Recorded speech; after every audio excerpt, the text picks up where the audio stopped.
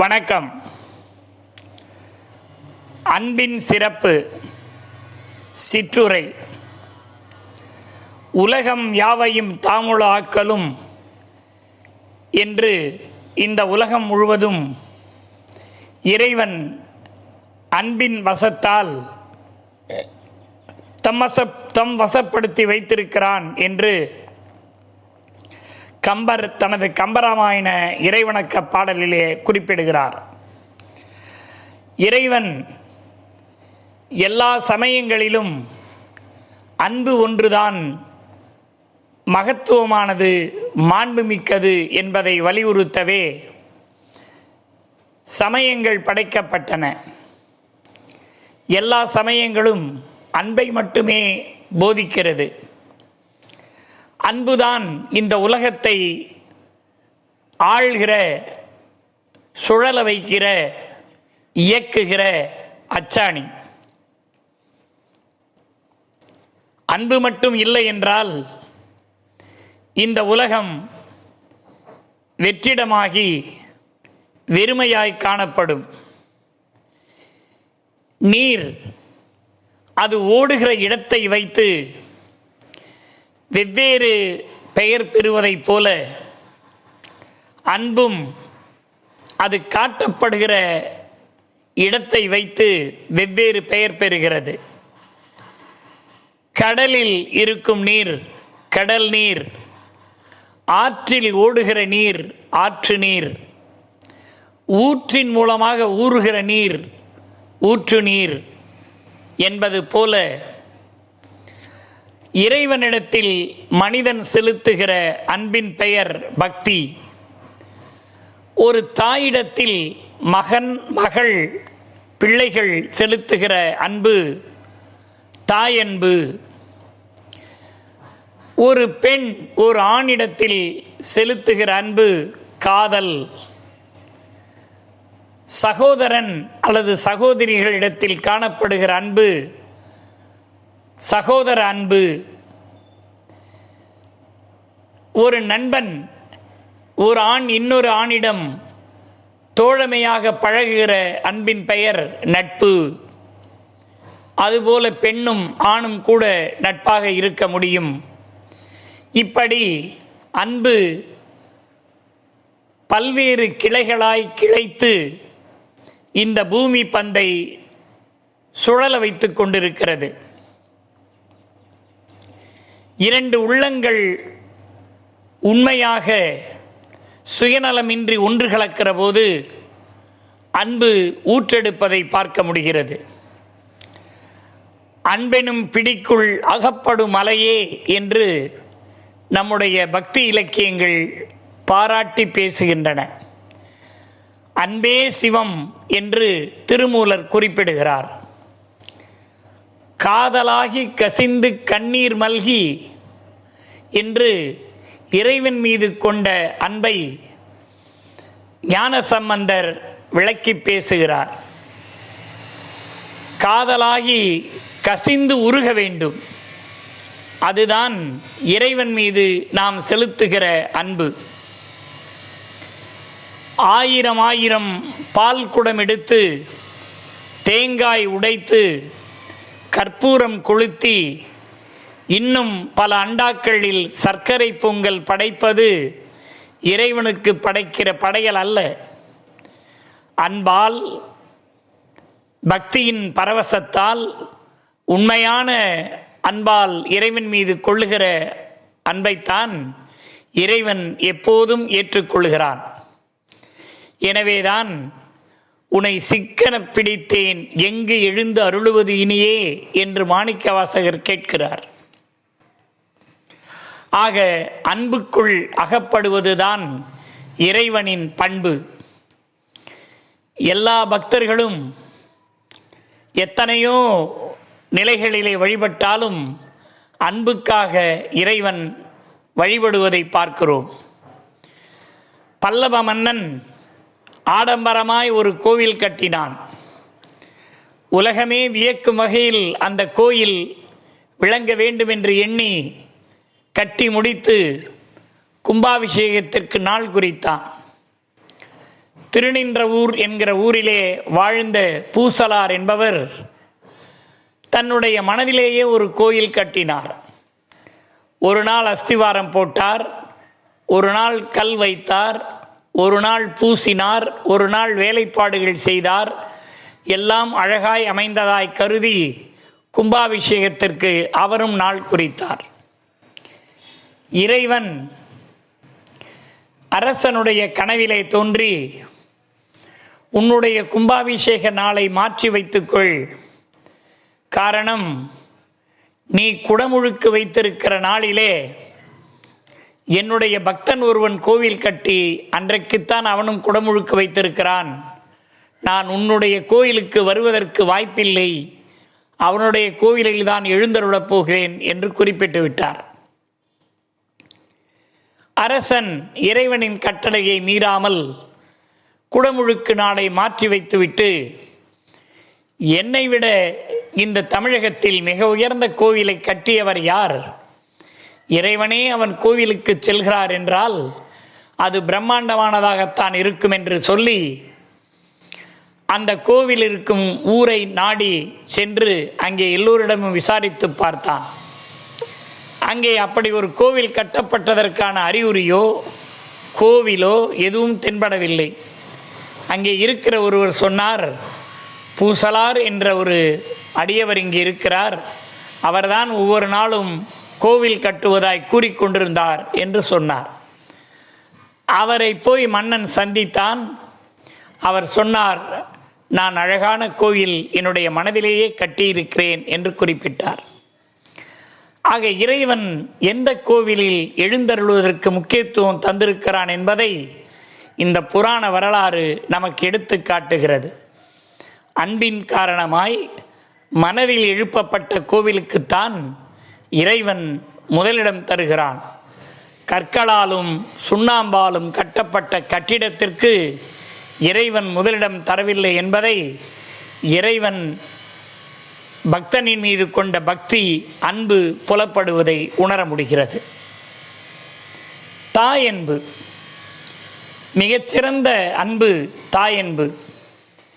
எல்லா இடங்களிலும் இறைவன் இருக்க முடியாது என்பதற்காகத்தான் நீக்கமர நிறைந்திருக்கிற பாசம் கலந்த தாய்மார்களை இறைவன் படைத்ததாய் இலக்கியங்கள் குறிப்பிடுகின்றன.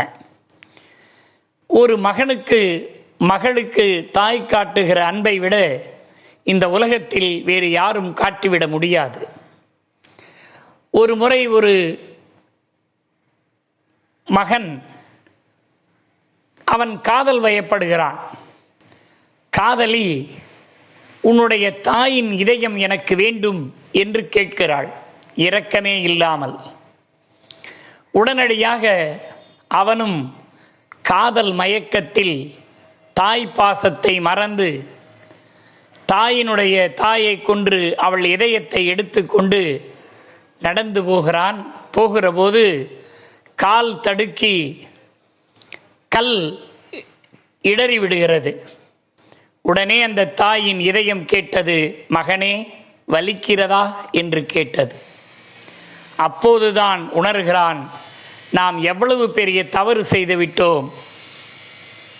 இதயத்தால் நம்மையே நினைத்து கொண்டு பாசத்தை பொழிந்த, அன்பை வாரி வாரி வழங்கிய அந்த தாய்மையை அழித்து விட்டோமே என்று வருந்தியதாய் ஒரு கதை உண்டு. இந்த கதையின் மூலமாய் நாம் தெரிந்து கொள்வது என்ன? அன்பு என்பது மிகவும் அற்புதமானது. தாய் நமக்கு தரக்கூடிய அன்பு மிகவும் உருக்கமானது, அது ஈடு இணையற்றது.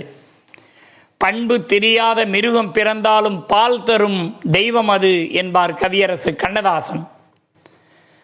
பசி தீர்க்கும் பசித்த முகம் பார்த்து பசியை தீர்க்கக்கூடிய ஆற்றல் உடையது. ஜீவ நதியாய் வருவாள், நம் தாகம் தீர்த்து மகிழ்வாள் என்று தாயில்லாமல் நான் இல்லை, தானே எவரும் பிறந்ததில்லை என்று கவிஞர் கூறுவதை நாம் பார்த்திருக்கிறோம். எனவே தாய் பாசத்துக்கு ஈடானது இந்த உலகத்தில் விலைமதிப்பற்றது. நாம் கேட்கிறோம், பெரியதாக வளர்ந்து விட்ட பிறகு எனக்கு என்ன செய்தாய் என்று. அவள் என்ன செய்யவில்லை. ஈ எறும்பு அண்டாமல் இரவெல்லாம் தூக்கத்தை தொலைத்து, சிறு அழுகை கேட்டாலும் உடனடியாக விழித்து கொண்டு, நமக்காக தன்னையே உருக்கி கொண்டு, தன் பசி பாராமல், தூக்கம் பார்க்காமல் நமக்காக உழைத்த அந்த இதயம், நமக்காக ஏங்கிய அந்த இதயம், நமக்கு அதனுடைய பெருமை தெரியவில்லை. எனவே அந்த தாய் பாசத்தை நாம் வளர்ந்து விட்டதற்கு பின்னால் கேலி பேசுகிறோம், இழிவாய் நினைக்கிறோம், ஏளனமாய் பார்க்கிறோம். நாம் உயர்ந்து விட்டால் நம் தாயை பார்த்து, ஏழ்மை நிலையில் இருக்கும் நம் தாயை பார்த்து, யார் இவள் என் தாய் என்று சொல்லிக் கொள்வதில் கூட சிலர் வெட்கப்படுவதை பார்த்திருக்கிறோம். எனவே அத்தகைய நிலையில் தாய்ப்பாசம் மிக மிக அழகானது, அற்புதமானது. அந்த வகையில் மிகச்சிறந்த ஒரு அன்பு தாயன்பு. அடுத்த நிலையில் வருகிற போது சகோதர பாசம், சக உதிர பாசம், அதுதான் சகோதரம் என்று குறிப்பிடுகிறோம். ஒரே இரத்தத்தில் பிறந்தவர்கள் வைக்கிற பாசத்தை தான் சகோதர பாசம் என்று சொல்லுகிறோம். அது அண்ணன் மீது தங்கை வைப்பதாக இருக்கலாம், தங்கை மீது அக்கா வைப்பதாக இருக்கலாம், அண்ணன் மீது தம்பி வைப்பதாக இருக்கலாம். எதுவாக இருந்தாலும் அது சக உதிர பாசம். அந்த சக உதிரம் என்பது தானாடாவிட்டாலும் தன் சதையாடும் என்பார்கள் பெரியவர்கள். தன்னுடைய தங்கைக்கு ஒரு துன்பம் வருமானால் அந்த துன்பத்தை தாங்கிக் கொள்கிற ஆற்றல் அவனுக்கு இருக்காது. ஓடோடி வந்து அவளை அணைத்து கொண்டு உதவி செய்கிற உள்ளம் அவனுடைய உள்ளம். எதையும் தாங்குவேன் அன்புக்காக, நான் எதையும் தாங்குவேன் தங்கைக்காக என்று கவியரசு கண்ணதாசன் சொல்லுவதை நாம் பார்க்கிறோம். இதயம் முழுவதும் தங்கைக்காகவே, அக்காவிற்காகவே, தம்பிக்காகவே வாழ்ந்த அண்ணன்கள் பல உண்டு. எல்லாவற்றையும் துறந்து தன் வாழ்க்கையே இழந்து வாழ்ந்த சகோதரிகள் தம்பிக்காகவும் தங்கைக்காகவும் தன் குடும்பத்திற்காகவும் வாழ்ந்து தன்னையே தொலைத்துவிட்ட அக்காக்கள் பல இந்த உலகத்தில் உண்டு, இந்த சமூகத்தில் உண்டு. அப்படிப்பட்ட தன்னையே தந்து மெழுகாய் உருகி சந்தனமாய் மனம் வீசுகிற அன்பு சகோதர அன்பு. அதற்கு ஈடு இணையே கிடையாது. தன்னையே தேய்த்து தரும் சந்தனம் உந்தன் உள்ளம் என்று கண்ணதாசன் தன்னுடைய அக்காவின் பாசத்தை ஒரு தங்கை பாடுவதாய் ஒரு பாடலிலே குறிப்பிடுவார். எனவே அத்தகைய பாசம் சகோதர பாசம். அடுத்து நட்பு. ஒரு ஆணும் பெண்ணும், ஒரு ஆணும் ஆணும் அன்பின் காரணமாய் எங்கோ இருந்து சொந்தமே இல்லாமல், உறவே இல்லாமல் இணைவதுதான் நட்பு. நட்பின் பெருமையை வள்ளுவர் விளக்குகிற போது 5 அதிகாரங்களை இதற்காக வைத்தார். நட்பின் பெருமை, கூடா நட்பு,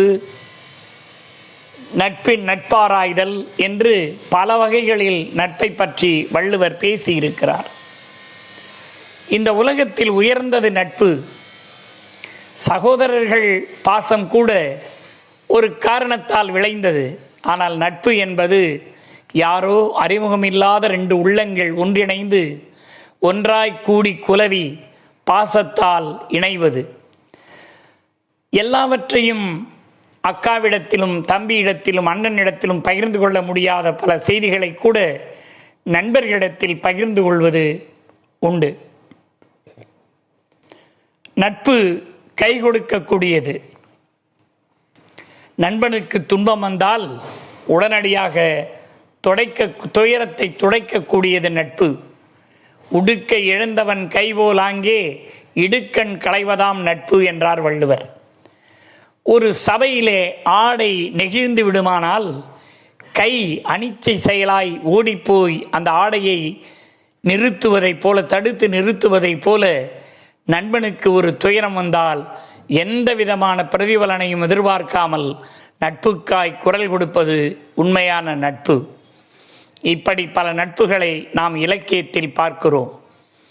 துரியோதனன் கர்ணன் நட்பு, கபிலர் பாரி நட்பு, குகன் ராமன் மீது கொண்ட நட்பு, இப்படி சகோதரன், இப்படி பல நட்புகளை நாம் கண்டு வியக்கிறோம். அடுத்தது நம்முடைய இதயத்தை வருடி தென்றலாய் தீண்டி மலரை போல மென்மையாய் தடவி கொடுத்து மயிலிறகாய் நம் இதயத்தை வருடுகிற அன்பு காதல். இந்த காதல் என்பது ஒரு மிகப்பெரிய ஒரு வரப்பிரசாதம்.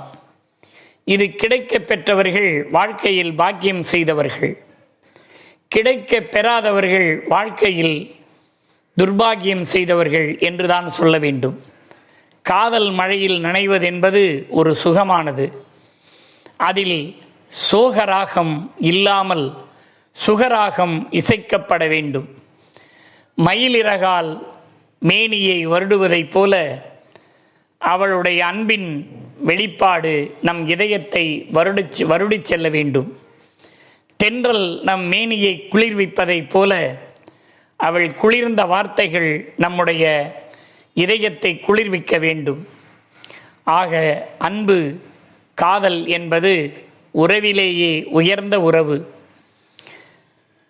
திருமணத்திற்கு முன்பும் அன்பு செலுத்தலாம், திருமணத்திற்கு பின்பும் அன்பு செலுத்தலாம். மனைவியாகிவிட்ட பிறகு அன்பு செலுத்தக்கூடாது என்பது இல்லை. அதன் பிறகும் காதலிப்பதில் தவறில்லை. அன்பு என்பது எப்போதும் இதயத்தை பிணைத்திருக்கக்கூடிய ஒன்று. அன்பு என்றைக்கும் இதயத்தால் வாழக்கூடியது, வாழ்த்தக்கூடியது. கணவனுக்கு ஒரு துன்பம் என்றால் மனைவியும், மனைவிக்கு ஒரு துன்பம் என்றால் கணவனும் கலங்கி கதறுவது அன்பின் வெளிப்பாடு. உன் கண்ணில் நீர் வழிந்தால் என் நெஞ்சில் உதிரம் கொட்டுதடி என்பார் கவியரசு கண்ணதாஸ். வேறென நீ இருந்தால் அதில் நான் வீழ்ந்து விடாதிருந்தேன் என்பார். ஆலம் விழுதுகள் போல் உறவு 1000 வந்துமென்ன, ஆலம் விழுதுகள் போல் உறவு 1000 வந்தாலும் கூட அந்த நிலையிலும் நீ மட்டும்தான் என்னை தாங்கிக் கொள்ளக்கூடியவளாக இருந்தாய் என்று கவியரசு கண்ணதாசன் மிக அழகாக சொல்லுவான். கால சுமை தாங்கி கோல மார்பில் இணை தாங்கி என்று ஒரு காலத்தின் சுமை தாங்கியாய் நம்மை தாங்கிக் கொள்பவள் அன்பின் வெளிப்பாடாய் இருக்கக்கூடிய நம்முடைய மனைவி அல்லது காதலி என்பதை புரிந்து கொள்ள வேண்டும். பணத்திற்காக வருவதல்ல அன்பு, பாசத்தால் வருவது அன்பு. காதல் என்பது உள்ளத்தின் பிணைப்பு, உறவின் இனிப்பு. என்றைக்கும் அதில் சேரக்கூடாது கசப்பு. உள்ளத்தில் இருக்கக்கூடிய அன்பை உடைக்கக்கூடியது வெறுப்பு, அதை இணைக்கக்கூடியது விருப்பு. ஆக அந்த வகையில் அன்பின் மாண்பை பல்வேறு நிலைகளில் நாம் விளக்கிச் சொன்னோம். பல்வேறு நிலைகளில் அன்பு பிரவாகமாய் இந்த உலகத்தில் பரவ வேண்டும். ஓடை நீரைப் போல ஓடையிலே குளிர் ஓடையிலே இளைப்பாற்றும் தீஞ்சுவை தண்ணீரைப் போல அன்பு எல்லோரையும் பிணைக்க வேண்டும், இதயத்தால் இணைக்க வேண்டும். வாழ்க அன்பு, வளர்க அன்பு.